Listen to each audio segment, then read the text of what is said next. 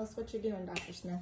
Making some sourdough bread. So I have sourdough starter that I've had for a number of years, and this one I'm making with einkorn flour. And those that aren't familiar with einkorn, this is the original wheat before we started to hybridize it. And when we hybridized the wheat, we did it to make the wheat grow more kernels per stalk, and the stalks to be growing closer together to increase the harvest, which as a result increases the gluten quite a bit in it. So einkorn is original wheat, which is a lower DNA wheat, and it has a lot fewer gluten proteins to it, which does make the bread a little different. So we'll see how this goes.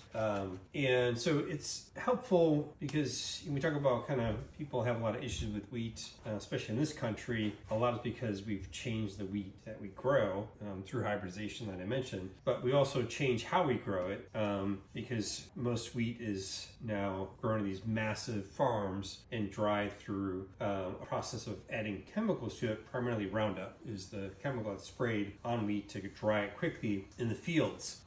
So when they harvest it, it doesn't spoil or rot. Now normally they would have let it dry naturally in the fields, but that takes time, and because it's all about time and money, they dry it using Roundup, which is a toxic chemical that is causing a lot of hormonal disruptions in our body and also triggering our immune system excessively. And then when they process wheat, in the US, they process through a process of what's called deaminization, and that produces new and different proteins that have never existed before in nature, and that restart your immune system and causes a lot more immune reactions. And so, this wheat is better for you because it's grown without those chemicals. It's grown in the most natural way it used to be grown in. It's the original wheat that's not hybridized, and it's not been deaminized.